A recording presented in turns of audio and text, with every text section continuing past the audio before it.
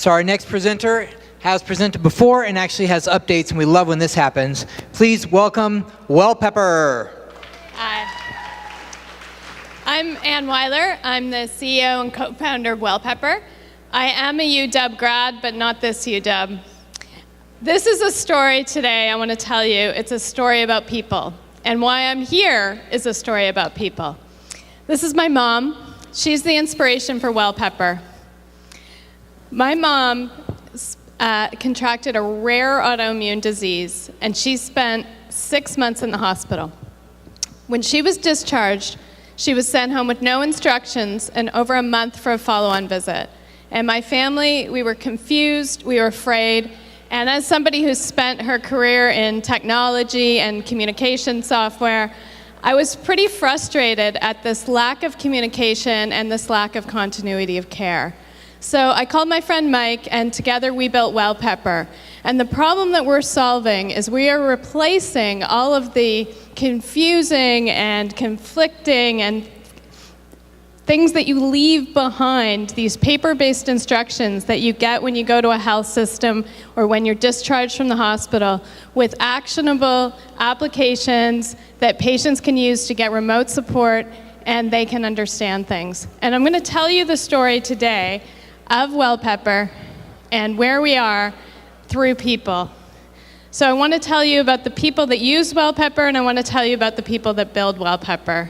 So with Wellpepper, we wanted to make sure that it was usable by all kinds of people. We do lots of research. We work with teenagers. We work all the way up to seniors. And we want to make sure that we have something that's engaging. It's something that people really want to use. And how we do that is that we have a great team. We have a really fantastic team building this product. On the left-hand side, this is my co-founder, Mike. He's holding Liam Neeson, the dog. But the people I want to tell you about today are these people with the purple circles, because these are UW grads, and they are what make our very successful software. So I'm going to tell you, and they're here tonight, so you can talk to them afterwards as well. Now, some of the things that this team has accomplished. First of all, we work a lot with research, including researchers at this university, researchers at Harvard, researchers at Boston University. We want to prove out that our software works. We want to continually improve it for our end users. We have great customers, including locally. We're working with Evergreen Health up in Kirkland. And we've won some great accolades, including in last fall, we won the Mayo Clinic Challenge, and we're now working with Mayo Clinic. And how we do that? We do that with our team. So, starting off with Ben, who's, my team is going to kill me, by the way, because they're introverts, most of them. So Ben is our front-end developer, and what Ben is really focused on are the iOS and Android applications that are used by real people. These are used by patients. They're installed on their mobile device. They're companions. They're with them and helping them manage their care and track their outcomes and communicate with their health team. These applications are also used by the health teams to provide this remote support to patients when they go home. And Ben is a small underachiever. He has 2 degrees from this university. He started off in engineering, and he actually worked on the 520 bridge, and now, civil engineering, and then he moved to computer engineering because he liked the creativity and he liked that direct access and that working directly with the end users. This is Kristen, another underachiever. She's been both a student here and an employee. So she's a registered nurse. Her first degree was in nursing. Her second degree is in clinical informatics. And what Kristen does is helps our customers take their paper-based best practices and put them into this digital format. So breaking down these complex care plans into these building blocks that people can respond to and that they can really, get this remote help that they need. And then finally we have Liz, and she has only 1 degree from this UW, but it's also in clinical informatics with a focus on end patient experience. And what Liz does is she runs our support, and she helps our customers get value out of the data that they're collecting. So it's been a lot about data today. We collect a lot of very interesting information that can help patients get better.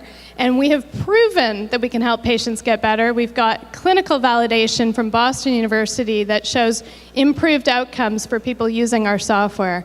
So this talk today has been about people, for us, our team is very important, but the most important people are the end users, these patients that use our software. And this is what keeps us going every day, and this is what we're really excited about. So if you're really excited about software that can have a meaningful impact on people's health and people's lives, come and talk to us after. Thank you.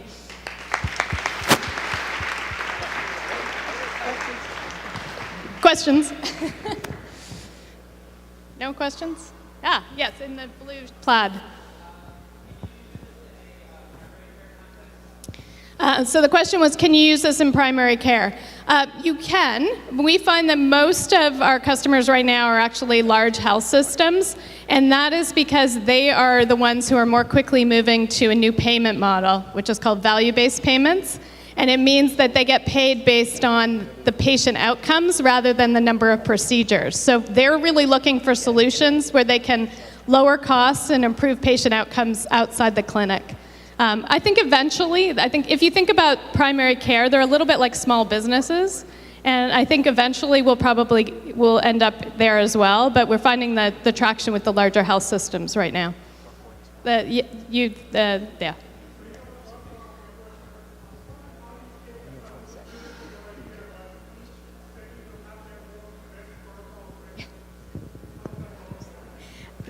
Excellent question. So the question was, how do you scale this? Each health system has their own best protocols, and seems like a lot of work.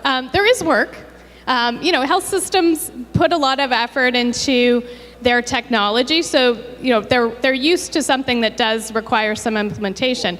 But the great thing about Wellpepper is that we actually have these building blocks that are reusable pieces. And these building blocks are consistent across care plans. And so you can have the same building blocks if somebody is recovering from surgery, if they're managing pain, and that works across every health system. So we actually work with them on their own best practices, and that's a key differentiator. So, yeah, hi.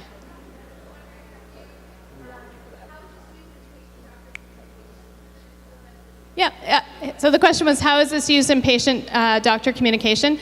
The tasks, so patients are asked to do things. So it might be they need to record their pain levels, or they need to check their symptoms, or they need to do some physical therapy and say that they did it. They can respond on each task about their experience. They can put in comments, and there's a HIPAA-compliant messaging system where the health system gets notified that the patient has provided a comment, and then they can respond either remotely with messaging or take a look at that the next time they come into the clinic. So that was 3 questions, so I think that's what you're waving, but we have to keep going. Should probably, she will be here and she will take questions. And the team who you saw there, they can all answer questions too. Thank you. Wellpepper.